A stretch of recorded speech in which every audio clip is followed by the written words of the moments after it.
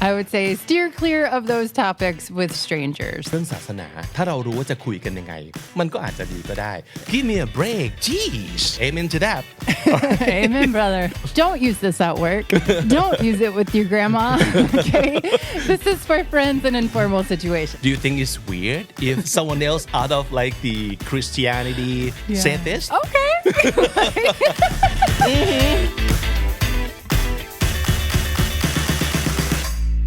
Welcome to Talkative episode 6. My name is Vic from the Standard Candy. And my name is Christine from RELO, which is the Regional English Language Office of the U.S. Embassy. Hi, what's up, Christine? Not much. How are you today? Pretty good. Okay, so I want to start this episode with this statement that I keep hearing. I'm not sure if you agree, but a lot of people might say if you don't want to get into a fight with someone, don't engage them in the conversation about these two topics. First is politics, and the second, religion. Of course. Am I right? Yeah. Yes. Do you agree? Oh, 100% agree. Yeah. I would say steer clear of those topics with strangers. Those are things you talk about with friends or family members, people that you know quite well. Even then, you can still get into a fight with them too. Like, even though they're your family, especially family, or friends, like close friends, they could talk about this and then get into a fight. Yeah, especially I think when it comes to politics these days. But we did talk about politics. We and did. I think it's fine, right? Yeah, well, we were talking about political idioms, right? Right. Yeah. Not so much the gritty details, but no, I think we're covering all the taboo topics here, but that's why this is interesting and fun, right? So how about this episode? We talk about the other like taboo thing, which is religion. Well, I've got my church lady clothes on today, so I think it's a good day for it. Nice. All right, so let's talk religions. เขาบอกว่าถ้าไม่อยากทะเลาะกับใครอย่าชวนคุย2เรื่องคือการเมืองและศาสนาแต่เราก็คุยเรื่องการเมืองกันไปแล้วโดยเฉพาะอย่างยิ่งประเทศไทยตอนนี้คุยเรื่องการเมืองกันอย่างคึกคักสนุกสนานและมีความหวังซึ่งใช่มันอาจจะนำมาซึ่งการทะเลาะถกเถียงแต่ว่าถ้าเกิดเรามีวุฒิภาวะมากพอมันนำไปสู่อะไรที่มันดีๆได้นะครับแล้วก็เช่นกันเรื่องศาสนาก็น่าจะเป็นเรื่องที่ถูกต้องมันอาจจะนำมาซึ่งการทะเลาะกันแต่ว่าถ้าเรารู้ว่าจะคุยกันยังไงมันก็อาจจะดีก็ได้วันนี้เราคุยกันถึงเรื่องของ religious idioms ซึ่งก็คือสำนวนต่างๆที่มาจากเรื่องศาสนามาดูกันว่าในภาษาอังกฤษนั้นนะครับโดยเฉพาะอย่างยิ่งจากฝั่งของ native เนี่ยมีสตอรี่เรื่องราวเบื้องหลังอะไรในสำนวนเหล่านี้มาเล่าให้เราฟังบ้างและเราจะเอาสิ่งเหล่านี้ไปใช้ในการพูดคุยกันปกติได้อย่างไรบ้างนะครับ so let's go through all of them we have altogether 20 idioms today. Yeah, I was shocked at how many idioms we have in the English language that are religiously based. I couldn't believe it. I was like, wow, I thought there would be a few, but there are tons. Yeah. Tons and tons, and I just don't even think about it. Right. So let's start with the one of the interjections, like คำอุทาน interject mean you just it's like oh my god or ouch or what else Like an exclamation, like yikes wow yeah นั่นคือคำอุทานนะครับ so I've heard geez so that kind of obvious that is from like Jesus right okay yeah so but geez is kind of like when you say shoot instead of the other one so geez is a way to say the same thing but in a nicer way without saying Jesus because for many Christians saying Jesus as an exclamatory would be offensive why is that because it's taking the Lord's name in vain so the idea is that if you are going to talk about Jesus you talk about it in a reverent way you don't just use it to be like it's not an exclamation it's not an extra word you need to speak about it and with reverence เพราะฉะนั้นการพูดถึงคำว่า Jesus ในบริบทอื่นนอกเหนือจากบริบทที่ดีงามเอางี้ดีกว่าแล้วเอาไปใช้อุทานทิ้งๆคว้างๆเขาถือว่าเป็นสิ่งที่ไม่ควรทำคนที่เป็นคริสเตียนที่อาจจะเคร่งหน่อยเคร่งศาสนาคริสต์หน่อยเขาอาจจะไม่โอเคเพราะฉะนั้นเราไม่ได้ส่งเสริมให้อุทาน Jesus กันเล่นๆ ตลอดเวลานะครับดูบริบทด้วยดูคนที่คุณอยู่ด้วยหรือว่าถ้าสมมติเกิดคุณจะอุทานออกสื่อก็อาจจะต้องระมัดระวังกันนิดนึง but geez is like the safer version of this right That's a good way to put it, the safer version. So Yeah. it's okay to say, geez, like, geez, don't yell at me.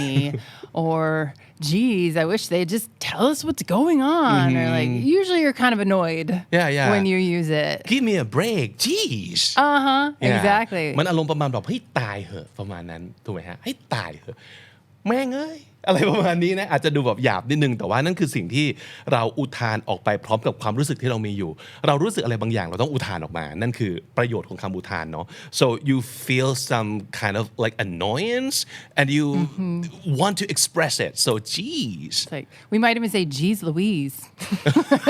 Which is kind of goofy. Geez, Louise, what's wrong with you? Oh, jeez Louise! is that like pretty common for like Americans to say Yeah, for Okay. sure. For yeah. sure. All right. Okay, so geez, that's Geez. a pretty good one. And that's a safe one. Yeah. I wouldn't encourage non-native speakers to say Jesus as an exclamatory. You don't want to hurt Okay. anyone. You don't want to offend Right. anyone. But Okay. geez is safe. Yeah. Okay, the second one. Especially in the South, we say this a lot. We say, amen to that. Amen. จริงๆภาษาไทยก็มีแบบสาธุนั่นคือ amen. So amen is something you say at the end of a prayer. Okay. But it's also kind of an exclamatory at church as well, especially depending on the kind of church you go to. There can be very expressive churches, like traditionally in the South, like African American churches are so much fun. I love them. But people be like, yes, amen, amen, while the preacher's preaching. So it's like a way to say that you agree. Yeah. Or like, yes, I just fully support that, or like excited about Right. what you hear. Okay, so it's the equivalence of yes, I agree strongly. Yeah. Something like that. Yes. Okay, so from Americans' perspective, do you think it's weird if Asians or someone else out of like the Christianity community say Yeah. this? Like, amen to that. How would you feel if I say that to you? I'd be like, okay. I mean, it wouldn't be offensive at all. I would just Okay. be like, all right. Like, how did you learn that? Like, how do you know Okay. to say that? So I think it would be But kind would of you funny. feel weird? Like, No, you shouldn't be saying that. Would you think that? no, Okay. I don't think so. I would just find it kind of funny and kind of cute. But I wouldn't feel like offended or anything like that. I would Okay. just be like, who taught you that? เรากำลังจะพยายามบอกว่าผูกเรื่องภาษากับเรื่องมุมมองของวัฒนธรรมที่ต่างกันหรือว่ามุมมองของคนที่อยู่ในแต่ละประเทศที่ต่างกันว่าถ้าเกิดเราพูดแบบนี้ทั้งที่เรารู้ความหมายนะเขาจะรู้สึกยังไงในฐานะเจ้าของภาษาในกรณีนี้คริสตินก็บอกแล้วว่าจริงๆถ้าเกิดเราซึ่งเป็นชาวพุทธหรือว่าศาสนาอื่นที่ไม่ใช่คริสต์นะครับจะบอกว่า amen to that ก็อาจจะไม่ได้รู้สึกว่าไม่สมควรหรืออย่างใดแต่เขาอาจจะรู้สึกแบบรู้ด้วยเหรอว่าต้องพูดอย่างนี้นะครับ so yeah so amen to that Amen, brother. okay so another word that is tied very tightly or closely with like Christianity is like heaven and hell the concept of heaven and hell Yes. right and I keep hearing that you shouldn't be saying like hell because that's a bad word but in Thai which we say narok it's just a word just a word it could be like a swear word too but it's just a word so what's wrong with saying hell It depends how you use it. It's not necessarily that it's bad all the time. We use Okay. it in a lot of expressions, actually, a lot. I mean, if you use it in a bad way, it's going to be a curse word, and I feel kind of weird saying that right okay now. but what if I say something like geez you scare the hell out of me Yeah, I mean, I wouldn't say that to your grandma. okay don't say to grandmas and Don't say it to grandpas She'd be like, okay. or your But- bosses Yeah, it's not really like, it's very informal. I wouldn't say it at work or with, older people, but it's not that bad. You're not going to insult someone by saying that. Okay. At all. But if you say that, it means they scared you a lot. Okay. Like a lot. Just put the hell into the sentence as an intensifier Yes. like Exactly. okay Yep. มันเหมือนกับการที่คนไทยแบบใส่คาว่าโคตรลงไปในประโยคต่างๆ Do you know the word โคตร right No? okay so it's Thai for like a hell lot something like that so โคตรเผ็ด so เผ็ด is like hot spicy hot โคตรเผ็ด means like super like hot as spicy hell hot as hell something like that มันเหมือนกันเลยกับการที่เราใส่โค้ดลงไปถามว่ามันหยาบไหมมันหยาบถ้าไปพูดกับคนที่ไม่ควรจะพูดคำนี้ด้วยเช่นไปพูดโค้ดกับแม่ก็อาจจะไม่ใช่ไปพูดโค้ดกับเจ้านายก็อาจจะไม่ใช่ใช่ไหมครับกับผู้ใหญ่แต่ว่ากับเพื่อนมันเป็นคำที่ธรรมดามากแล้วก็เพิ่มรสชาติในการสนทนาเท่านั้นเอง so you're allowed to say like the hell in this case like you scared the hell out of me it means you scared me a lot I almost like die of heart attack Right. But again, I wouldn't say it at work or any kind of formal situation. But with your friends, no problem. Okay. Yeah. All right. So another thing is that Christianity has the concept of like saint. Yes. What would be like some of the famous saints out there? If you've heard of St. Patrick's Day, St. Sure. Patrick is a really famous saint. Oh, we do have like St. John's College. Okay. Yeah. St. Gabriel's high school. St. Francis Xavier. Is that Very St. famous. Francis of Assisi? Is that the same one? Like the guy who loved the animals? I don't know. I don't know either. There's bazillions of Yeah, saints a out lot there. of saints out so there. many. Yeah. But it could be used in the sentence like, oh, she's a saint. Yes. Right. So what do I mean by that? So if you call someone a saint, it means they are a really good person, but usually they're enduring something very difficult. Not always, but a lot of times they're in living through something hard, but they're doing it with like a calm, peaceful, joyful attitude. Or they might just be a really nice person and you call them a saint. You know, it's whatever. Maybe And they might help you with whatever you ask them to. Yeah, something like that. it's definitely a compliment when you call someone a Sure. saint. Like, oh, your mother's a saint. She raised 8 boys all by herself or something like that. God Yeah. bless her.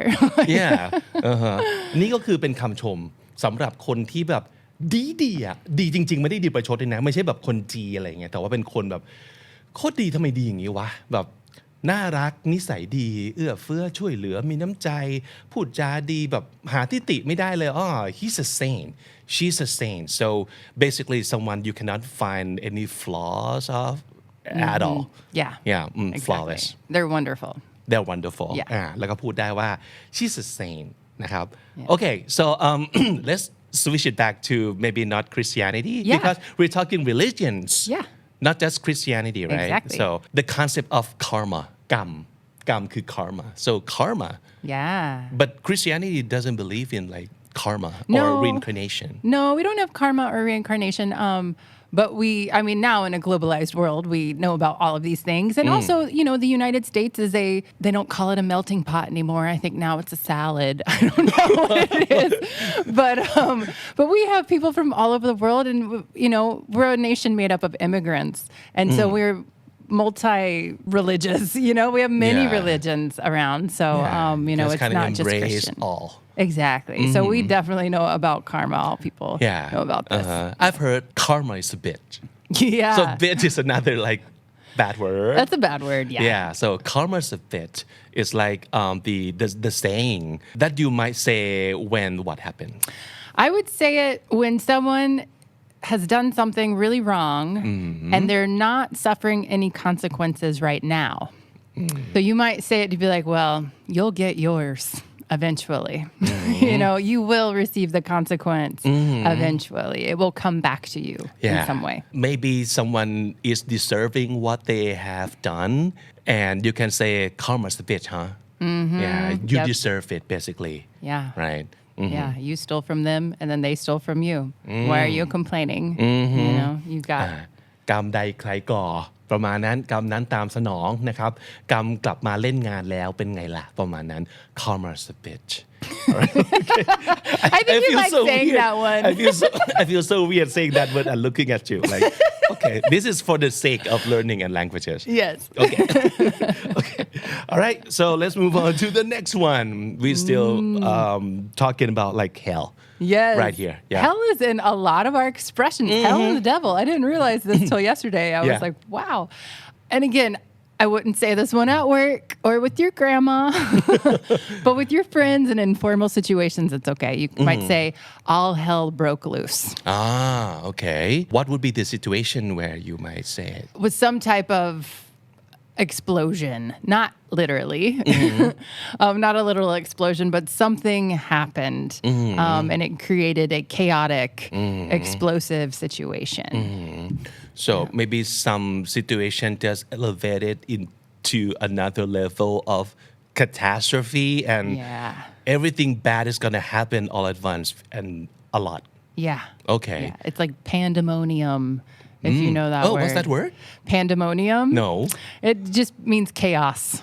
Oh, okay. Basically. Pandemonium. Pandemonium. Okay, just I like picture saying a that panda word. in my head right now. Oh, but pandas are sweet and peaceful. Okay. Pandemonium.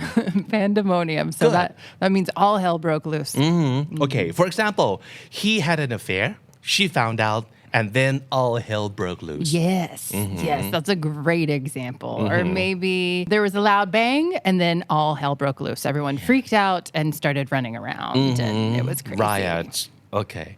Yeah, so maybe you want to use that. Okay, let's do evil. Oh, there's a lot with evil. Yeah. And some people might say money is the root of all evil.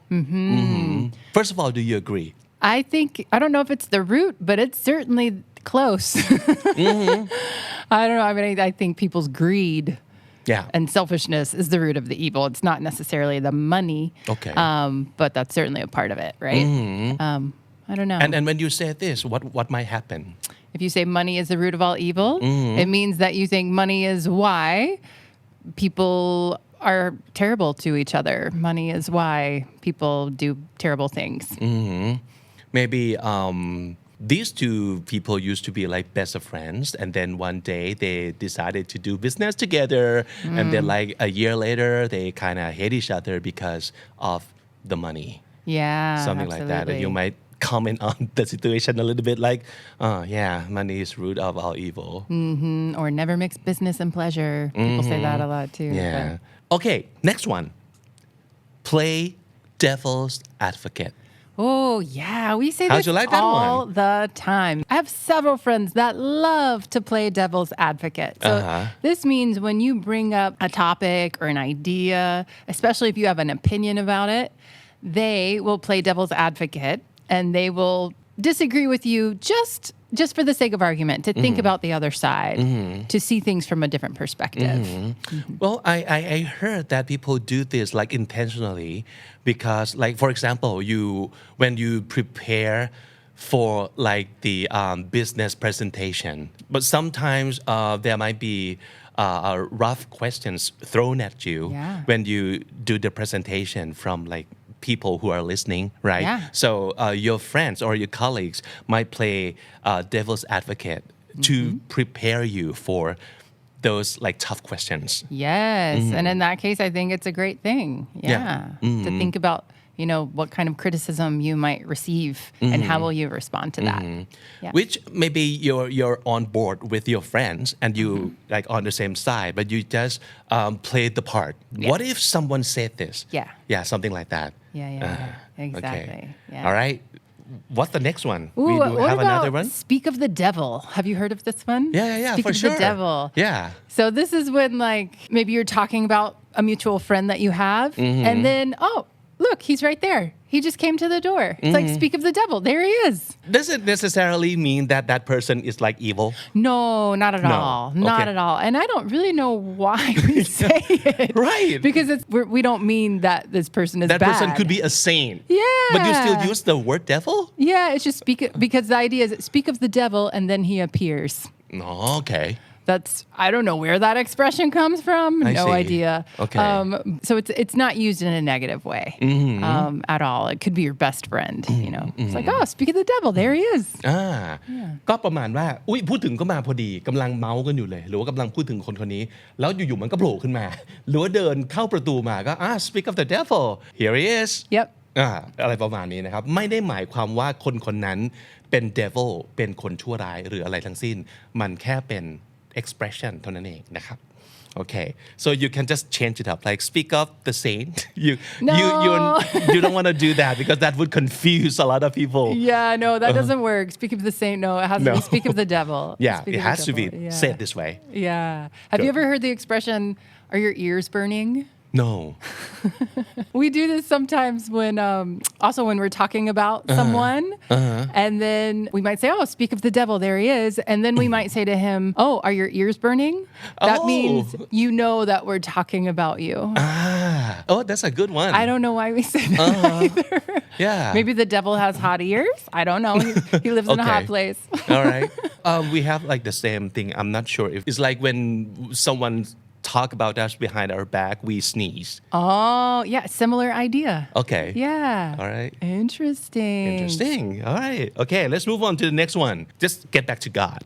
Yeah. Okay. So this would mean something that we cannot control, basically. Am I right? Are you talking about an act of God? Yes. Yes. Yeah. So an act of God would be, think about a natural disaster, like an earthquake, a hurricane, a tsunami. These are acts of God. We still have this language a lot in contracts and things like that. Like insurance contract. Yeah. Like things that are unavoidable. We're not going to cover that because it's an act of It's an act of God. And we don't necessarily mean like God is striking down the earth. Maybe that's how it was initially meant. But these days, insurance is a very secular thing. It's not religious at all. What do you mean by secular? So by secular, we mean not religious. Okay. Not religious, not tied to any religion. But for some reason, this is still part of our language, even though we don't mean it in a religious way. We just mean something that is natural, that is out of our control. Exactly. Basically. Okay, cool. Okay, I've heard this word said in like series and movies all the time, like purgatory or like limbo. Yeah. I understand that it's the concept of afterlife, right? So can you explain? Yeah. So traditionally in the Christian view, like there's two places you go when you die, heaven or hell. Right? One's very positive, one is not. Yeah. And then for many Catholics, there's purgatory. So this is kind of in between. This is like a waiting room. Waiting room.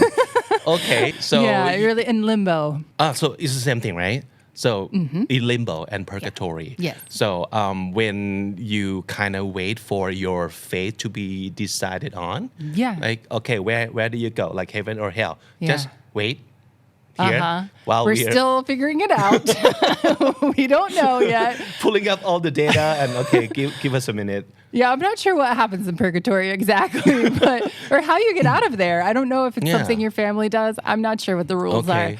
But when we use it in like the like everyday conversation, what would that mean? If you refer to an everyday situation as purgatory, it's not pleasant. It's not hell. It's not terrible, but you're just in waiting. You're in limbo. So maybe like, for example, if you've applied for a visa to go to another country and study or work or whatever, and it's taking a long time and they keep asking for more documents. Not that I'm speaking from experience. But if that's happening, you might be like, oh, I am in visa purgatory right now because I'm just in waiting. Yeah. Which could be painful. Yes. Yeah. The waiting is painful because you don't know the result. Yeah. I guess. Yeah. Okay. Very interesting. Okay. Another word I keep hearing is the Holy Grail. So the Holy Grail, the Grail itself, what would that mean? I never heard this term at all until I watched Indiana Jones as a kid. Me too, actually. Yeah. It's not a word we hear really in church, but I think technically it was like some kind of Container? bowl or cup or something. This was from way, way, way back, like centuries and centuries ago. Like, is it in the Bible or something? Not that I know of. Okay. It's possible it's in there somewhere, but But it has to do with God, Jesus. I mean, holy, right? Holy means that something is supreme. ศักดิ์สิทธิ์นั่นเอง Like we might talk about the Holy Grail apart from Indiana Jones. Okay. We might talk about it in terms of other things outside of religious context, like You might say finding a cure for cancer is the holy grail of medical researchers. This is like the ultimate goal, the highest goal you could attain to. สุดยอดแห่งอะไรสักอย่างเป็นสิ่งที่มันอยู่จุดสูงสุดและของแต่ละเรื่องราวของแต่ละวงการอย่างตัวอย่างที่คริสตินยกก็คือว่าการหาวิธีรักษามะเร็งได้เนี่ยมันคือสุดยอดของทางการแพทย์เลยทีเดียวถ้าเกิดสิ่งนี้เกิดขึ้นมันคือสุดยอดแหละประมาณนั้นนั่นคือความหมายของ Holy Grail which could be used in like every like subject or every topics right Yeah, definitely. Like I don't know what the Holy Grail for media would be. I don't even know I don't know. Yeah, I have no Okay. idea. But it's like the ultimate of whatever it is that you do. Okay, so that's Holy Grail. Yes. All right. Another one, I think also religious, and I heard a lot from like sport, especially like football. Not that I'm into football, but I heard of it from football, American football, that is like the Hail Mary. Yeah. So Mary here means Mary is the mother of Jesus. So in church, a Hail Mary is a prayer. If you're Catholic and you go to confession, the priest might tell you, okay, say 5 Hail Marys and, you know, blah, blah, blah. So it's basically a prayer that you say to Mary. okay. But when used in like outside of religions, what would that mean? Yeah, we definitely use it outside of religion. I think, like you said, in sports, it's heard a lot. But basically it means this is your final desperate attempt to save the day. And you put your all into this thing. It is your last hope. So, for example, if you have a product that you're trying to sell, that your company is trying to sell, and it's been doing very, very, very terribly, and you're about to just give up, you might do one more marketing campaign, and that would be your Hail Mary of marketing campaigns. It's your final attempt at success. โอเคลองนึกภาพสมมติการแข่งขันแบบบาสเกตบอลนะครับเหลือเวลาอีกประมาณ5วินาทีแล้วคะแนนเนี่ยห่างกันอยู่แบบ2แต้ม3แต้มหรือแต้มเดียวนะครับอันนี้ก็ไม่ได้เป็นคนที่แบบชำนาญเรื่องบาสเกตบอลนะแต่ว่าลองคิดภาพประมาณนี้นะครับ just bear with me here I'm trying to give example by like talking about basketball like the last 5 seconds 5 วินาทีสุดท้ายแล้วนักกีฬาก็คือคว้างแบบสุดแรงโดยหวังว่ามันจะลงห่วงนั่นแหละคือ Hail Mary pass we say Hail Mary pass right For football? Like, from football I think. Okay. Like I said, I'm a theater kid, so I don't always know about sports ball. แต่โดยพื้นฐานไอเดียแล้วก็คือเป็นความพยายามครั้งสุดท้ายที่จะทุ่มทุกอย่างเพื่อให้มันเวิร์กเพื่อแก้ไขสถานการณ์ให้มันดีขึ้นนั่นคือ a Hail Mary we could use it as a noun itself right it was a Hail Mary Yeah. yeah You could. Maybe a noun or an adjective. The Hail Mary of blah, blah, blah Right. is possible. Okay. Yeah. Good. A blessing in disguise. This one is pretty interesting too. Yeah. How would you use it? So a blessing is a good thing that happens to you, right? And the idea is that you've been blessed from above, right? They've bestowed some kind of goodness in your life. So a blessing in disguise is a blessing that doesn't look like a good thing at first, but in the end, it turns out to be a good thing. Actually, I have a great example of this. Okay. All ears. During the pandemic, I had a ticket to go to Ecuador to visit. And the night before I was supposed to leave, I got incredibly sick. Like food poisoning so bad, like the worst I've ever had it, ever. And so the next day, I just couldn't go. There was like no way. I tried. Believe me, I tried. But my dad was like, no, you need to stay home. I mean, I was so upset at first, but it ended up being a blessing in disguise because the very next day, Ecuador instituted all of these extreme restrictions because of COVID. And I would have been able to arrive, but I wouldn't have been able to leave my hotel. Wow. So it was kind of like, oh, thank goodness. Good thing I that didn't go. happened. Yeah, it seemed like such a terrible thing. And it was. I was really sick. Yeah. But at the same time, it was kind of a blessing in disguise. Or it's like when you got fired and then the next month the company went bankrupt or something. Right. Yeah. คือเป็นสิ่งแย่ๆที่เกิดขึ้นแต่กลายเป็นเรื่องดีในภายหลังก็คือเหมือนกับเป็นสิ่งดีๆที่เกิดขึ้นแต่มัน ปลอมตัวมา so in disguise ก็หมายถึงปลอมตัวมา เป็นสิ่งดีๆโชคดีที่ปลอมตัวมาเป็นโชคร้ายให้เรารู้สึกสวยในตอนแรกและภายหลังก็เปิดเผยตัวเองว่านี่คือร้อยเอกปลอมตัวมานั่นเองนะครับก็คือมันเป็นโชคดีที่ปลอมตัวมาในโชคร้ายนั่นเองเราก็ใช้ว่าเป็น it's a blessing in disguise เอาไว้ใช้กันนะครับ so how about what if I want to say that it's never gonna happen like when pigs fly you've heard of that right yes when ก็คือ pigs ร fly อวันที่หมูบินได้ก่อนเถอะคือไม่มีวันที่จะเป็นไปได้ but there's another way of saying this right Yeah, and again we use hell.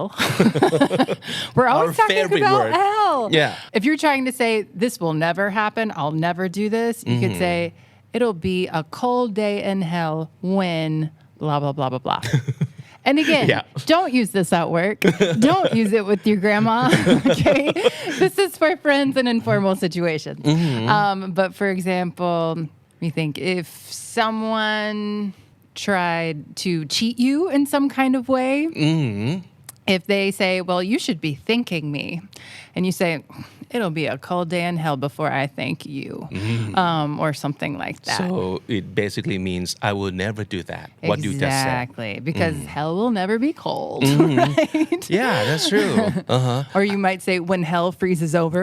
yeah so basically the same thing Yeah, okay yeah, so same idea. it would be a cold day in hell Yeah. and when hell freezes over Yeah. Okay. And this is pretty extreme. You know, you're pretty upset if you're saying something like this. you You're would not. be like oh when hell freezes over like in this cheery attitude No, you're probably upset when you say this. I've heard a lot about at the beginning of the sentence like God forbid so we're back at God again so if we say God forbid and something what would that mean Yeah. So if you use God forbid or heaven forbid, for example, if something bad happened, basically, maybe like got fired yeah, got robbed God forbid you got fired, you know, for what we said on this podcast and all these bad words. God forbid I get fired.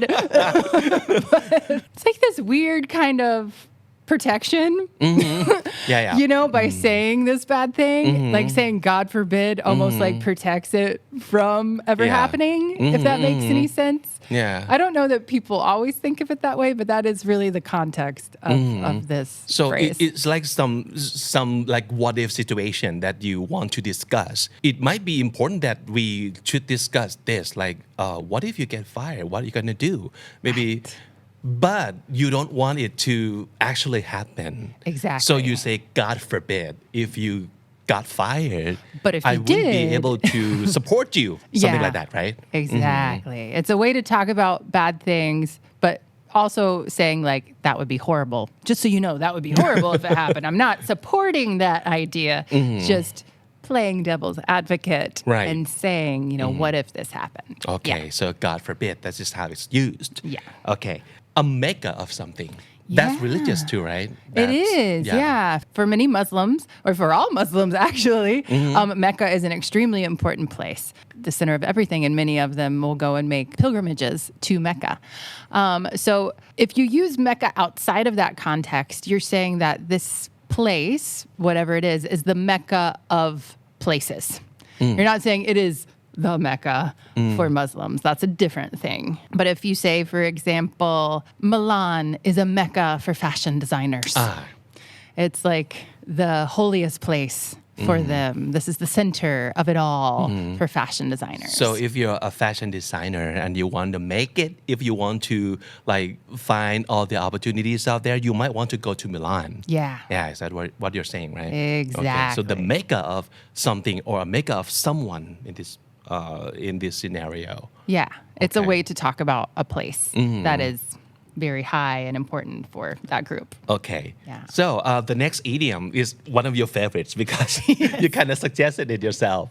Yeah, that's baptism by fire. So baptism in the Christian tradition is when water is poured on a baby or an adult, depending on your denomination, in order to signify the washing away of sins. Okay. Right?